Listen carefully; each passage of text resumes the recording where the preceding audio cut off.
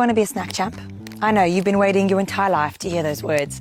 Well, today could be your lucky day. I'm just having a little walk around the wellness area, and I thought this is a great time to tell you guys about our snack champ competition we are running with Burts crisps. Today and tomorrow, I will be hiding 5 tokens around the festival arena. The first one's already been hidden, and the clue will be in the next story. The remainder of them will be hidden throughout the day with clues on our stories. So, all you have to do is find the token, follow the instructions on how to redeem the box, and there you have it. You'll be snacking for the rest of the day, guys. So, happy treasure hunting, happy snacking.